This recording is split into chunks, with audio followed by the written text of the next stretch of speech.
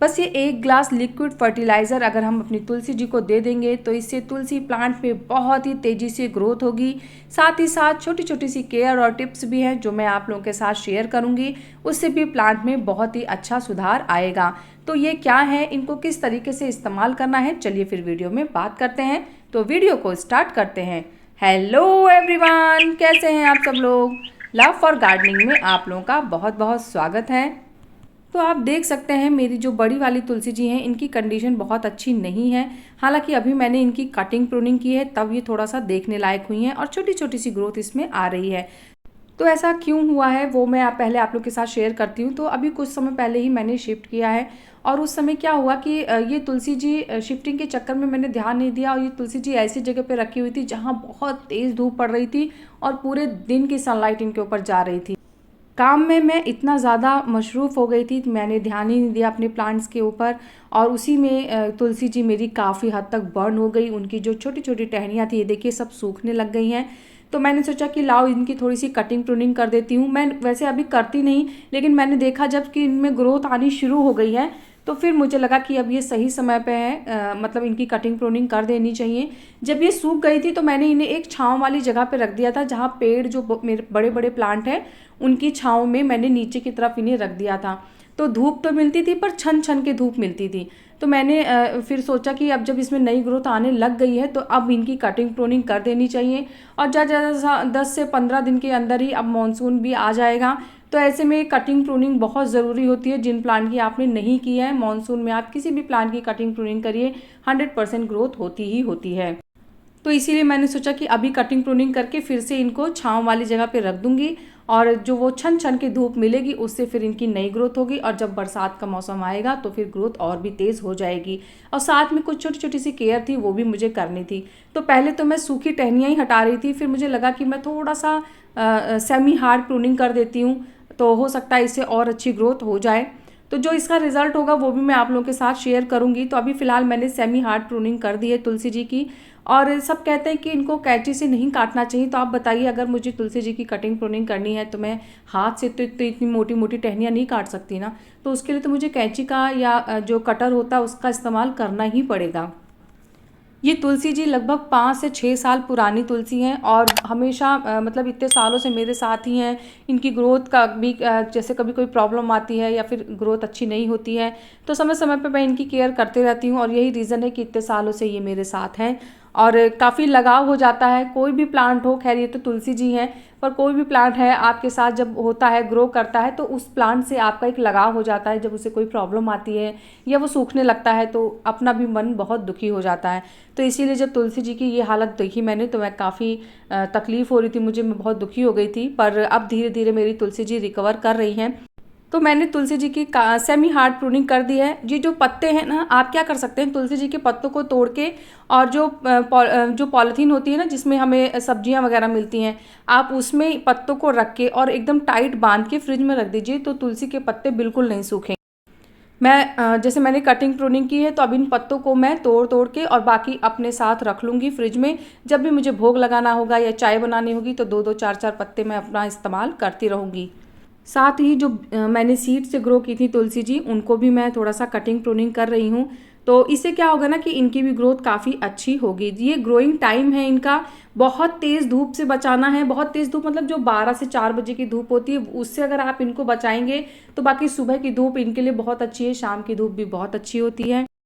तुलसी जी के आसपास का जो मिट्टी के ऊपर का एरिया होता है, अगर उसमें कोई सूखे पत्ते हैं, डेड लीव्स पड़ी हैं या फिर जो टहनियाँ वगैरह होती हैं तो उनको आप रिमूव करते रहा करिए। साफ़ सफाई रहती है तो फंगस कभी भी नहीं होती है। ओवर वाटर से हमेशा अपनी तुलसी जी को बचा के रखिएगा। हालांकि गर्मी में तो देखिए ओवर वाटर वाली प्रॉब्लम नहीं आती है क्योंकि इतनी तेज़ धूप होती है, पानी बहुत ही जल्दी सूख जाता है। लेकिन वैसे भी जैसे बरसात का मौसम है या फिर ठंडियों का मौसम है तो ऐसे टाइम पे आपको ओवर वाटर से तुलसी जी को बचाना होगा, नहीं तो वो अपने प्लांट की सारी पत्तियाँ गिरा देती हैं, ऐसा सा उनका कंडीशन हो जाता है। तो मिट्टी की गुड़ाई करके अभी मैंने 1 हफ्ता पहले प्लांट में वर्मी कंपोस्ट और नीम की खली डाली थी और उसके बाद मैंने प्लांट को अच्छे से पानी दे दिया था। अब 1 हफ्ते बाद मैं फिर ये वाली खाद देने जा रही हूँ। इससे क्या होगा ना कि अब प्लांट की जो ग्रोथ है वो बहुत ही ज़्यादा तेज़ी से होगी, प्लांट के पत्ते बहुत बड़े आएंगे, क्योंकि पुरानी तुलसी होने के नाते मेरी जो तुलसी जी के पत्ते हैं वो काफ़ी छोटे छोटे हो गए हैं। तो जो 2 खाद मैं अभी दूंगी उससे प्लांट की ग्रोथ भी अच्छी होगी, साथ ही साथ उनके पत्तों का आकार भी बहुत बड़ा होगा और पत्तों में बहुत ही अच्छी चमक भी आएगी। तो तीनों तुलसी जी की मिट्टी की गुड़ाई मैंने कर ली है। गुड़ाई करने के बाद अब आपको ध्यान रखना है कि कम से कम आधे घंटे के लिए आप प्लांट को ऐसे ही छोड़ दें, ताकि जो मिट्टी की ऊपरी लेयर है वो अच्छे से ड्राई हो जाए। अब चलिए खाद के बारे में बात करते हैं, जिन 2 खाद के बारे में मैं अभी आपको बता रही थी। तो सबसे पहले मैंने 1 लीटर पानी ले लिया है, नॉर्मल टैप का वाटर है ये। इसमें मैंने 2 ml सीवीड का लिक्विड फर्टिलाइज़र लिया है और अब मैं इसको घोल दे रही हूँ। इसके बाद अभी एक चीज़ और दूंगी। हाँ, अगर आपके पास जैसे सीवीड का लिक्विड खाद नहीं है, तो अगर आपके पास जो ग्रैनुअल्स होते हैं, दाने होते हैं सीवीड के, तो आप यहाँ पे उसका भी इस्तेमाल कर सकते हैं, पर आप उसे पानी में ना भिगा के डायरेक्ट मिट्टी के ऊपर डाल दीजिएगा। आधा चम्मच काफ़ी होगा। अब इसके बाद मैंने यहाँ पे जो दूसरी खाद ली है वो है Epsom salt. Epsom salt plant की ग्रोथ को बहुत ही तेज़ी से बढ़ाता है, पत्तों का आकार बड़ा करता है, पत्तों पे जो हरा रंग आता है ना वो बहुत ही सुंदर लगता है, और जो एप्सम सॉल्ट होता है उसको काफ़ी हेल्प करता है पत्तों को अच्छे से लश ग्रीन बनाने में।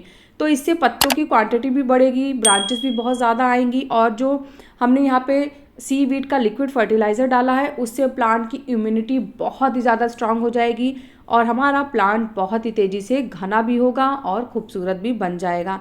जो तुलसी जी होती हैं उनका जो मेन अट्रैक्शन या मेन जो उनका यूज़ होता है वो उनके पत्तों का ही होता है, और एप्सम सॉल्ट पत्तों के लिए बहुत ही अच्छा खाद होता है। अब ये लगभग आप 100 से 150 ml किसी एक प्लांट को दे सकते हैं। जैसे ये मेरे जो 2 छोटे तुलसी जी के प्लांट हैं उनको मैं थोड़ा थोड़ा ही दे रही हूँ, इतना कि ड्रेनेज होल से मेरा पानी बाहर ना जाए लेकिन नीचे तक की मिट्टी गीली हो जाए। बाकी जो खाद का पानी बचा है उसको मैं बड़ी वाली तुलसी जी में डाल दे रही हूँ। ये जो लिक्विड खाद हमने अभी तैयार करके अपनी तुलसी जी को दी है, ये आप 2 से 3 महीने में बस एक बार दीजिए। आपको हर महीने रिपीट करने की ज़रूरत नहीं है। हर महीने बस आप वर्मी कंपोस्ट और जो नीम की खली होती है, 1 मुट्ठी से 2 मुट्ठी वर्मी कंपोस्ट और आधा चम्मच नीम खली मिक्स करके प्लांट में चारों तरफ डाल दीजिए महीने में एक बार, या फिर चाहें तो इसी का लिक्विड खाद बना के वर्मी कंपोस्ट और जो नीम खली होता है उसको आप महीने में एक बार डाल सकते हैं। इससे ज़्यादा तुलसी जी को खाद की ज़रूरत नहीं है। धूप और पानी की बात मैंने आपको बता ही दी है। साथ साथ में जो छोटी छोटी केयर टिप्स हैं वो भी मैंने आप लोगों के साथ शेयर की हैं। चलिए मैं आपको अपने बोगनविलिया के प्लांट की हालत दिखाती हूँ। इस समय उसकी भी हालत काफ़ी ख़राब है, पर थोड़ी थोड़ी सी ग्रोथ आनी शुरू हो गई है। दरअसल अभी जब मैं शिफ्ट कर रही थी तो इसका गमला टूट गया था शिफ्टिंग के दौरान, और मेरे पास बड़ा गमला नहीं था उस समय, तो मैंने इसे छोटे गमले में ही लगा दिया। पहले ये 14 इंच के पॉट में लगा हुआ था, लेकिन अभी फ़िलहाल इसको 10 इंच का पॉट दिया है मैंने। इसकी कटिंग प्रूनिंग कर दी है, और उसके बाद अब देखिए इसमें भी छोटी छोटी सी ग्रोथ आनी शुरू हो गई है। उस समय तो मैंने ऐसे ही जो पॉट मेरे पास था मैंने लगा दिया, लेकिन अभी मैं बरसात का मौसम का वेट कर रही हूँ। जैसे ही रेनी सीजन स्टार्ट होगा मैं एक बड़ा सा गमला ला के और इसको उसमें शिफ्ट कर दूंगी, क्योंकि जो मानसून का टाइम होता है ना वो प्लांट की रीपॉटिंग के लिए, कटिंग प्रूनिंग के लिए बहुत ही अच्छा मौसम होता है। उसमें आप अपने प्लांट को कैसे भी कटिंग प्रूनिंग कर सकते हैं। तो खाद वगैरह देने के बाद अब मैंने अपनी तुलसी जी के प्लांट को, मेरे पास 3-4 जो बड़े बड़े प्लांट थे उन्हीं के नीचे मैंने इन्हें रख दिया है। तो यहाँ से इन्हें धूप भी मिलेगी, साथ ही साथ इनको छांव भी मिलेगी। तो जो 2 खाद मैंने आपको बताई हैं, अगर आप उस खाद का इस्तेमाल करते हैं तो तुलसी जी की बहुत ही अच्छी ग्रोथ हो जाएगी। कैसा लगा मेरा आज का ये वीडियो मुझे ज़रूर बताइएगा। अगर आपको वीडियो पसंद आया है तो वीडियो को लाइक करिएगा, चैनल को सब्सक्राइब करिएगा। मिलते हैं फिर नेक्स्ट वीडियो में, तब तक के लिए बाय, टेक केयर।